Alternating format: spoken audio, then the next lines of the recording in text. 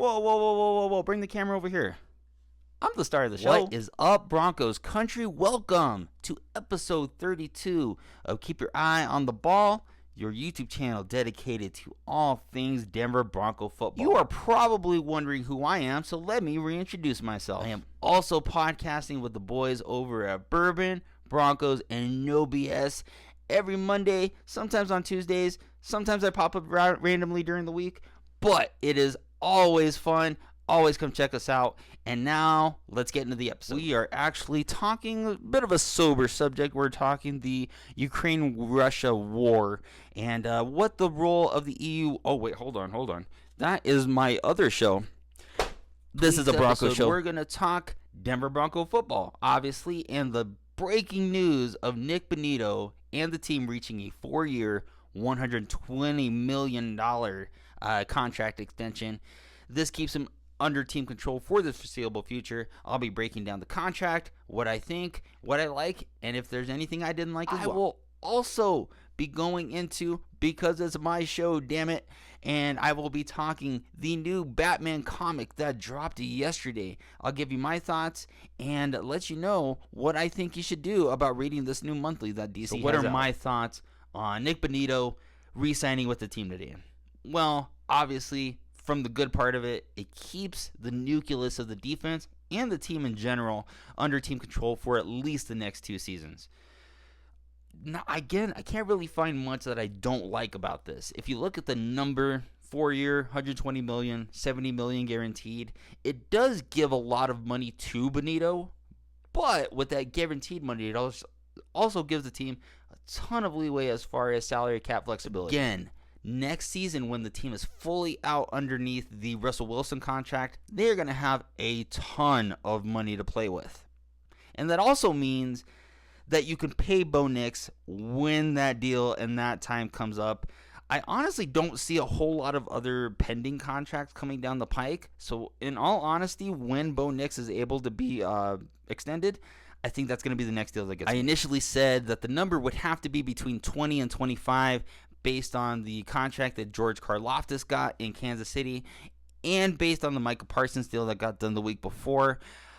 I really do feel like they had the number in mind. They were just waiting for that Parsons number to clear up. And once they finally got that, they were able to push through and get those last-minute details taken care of.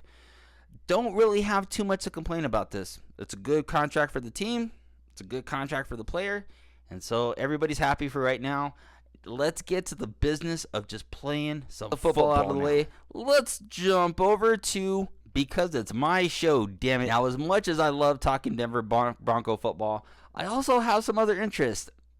Among those, Batman. And they dropped but DC dropped a new monthly series titled Batman. And I did the thing of just going and checking it out. So here are some of my thoughts from the jump. The artwork is amazing. I love all the bright colors. They made the effort to go back to the blue and gray uniform, which is what I grew up on back in the 80s. Yes, I am that old.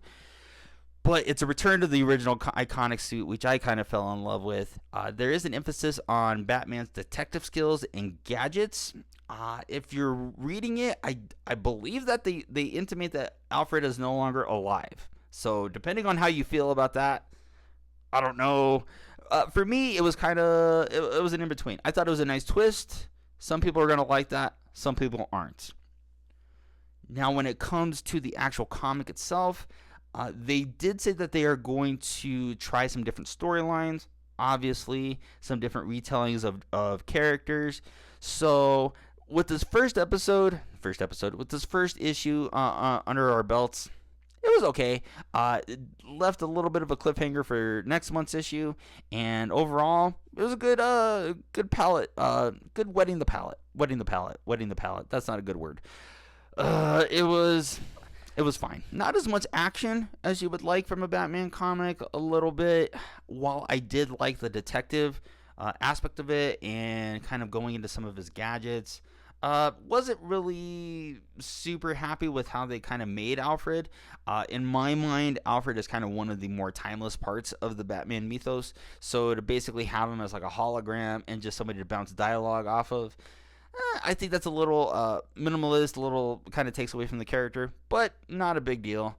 Overall, I'm really excited about the October issue, and when that comes in, I'll be sure to talk about that too. For the part that everybody's tuned in on, my thoughts on the unholy alliance that is Travis Kelce and Taylor Swift. Oh my God, buckle in. What is my life coming to that I gotta talk about this still? Oh. All right, so let's get some particulars out of the way. She is not a good musician. She doesn't write her own music, and her lyrics are read a lot like a 16-year-old's diary. Sorry, not sorry. Kelce is a member of a team that I've hated since I was born, practically. So I'm never going to find anything enjoyable about him either. In a nutshell, that's why I hate those two. Now, the reason people like them is for the pop culture stuff, of which I'm also not a fan of. From the things I just outlined. She's a great musician. Not really.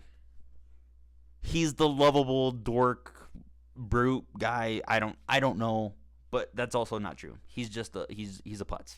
Just look at him on the field. He's a douche. He's a douche. Am I being a bit hyperbolic? I don't think so. Am I being a bit melodramatic? I also don't think so. So I wish I could say congratulations, but I can't. I hate you both, and I wish you nothing good in the future. That wraps up another show. I'm glad you guys stuck around for my silly takes, my Bronco infatuation, my Batman infatuation, and my hate of Taylor Swift. So as always, I'll put my links in the description. I write for Bourbon Broncos and No BS. Go check out our articles at the website. I am everywhere on your socials at EyeOnTheBall37. Go give me a follow. Give me a like. Give me a comment. Buy me some presents. And especially on YouTube, hit that subscribe button. That's really going to help me out in growing the channel. Next week, I'll have some more Bronco content, some more current events, and some more things to nerd out on. And as always, keep your eye on the ball and go Broncos.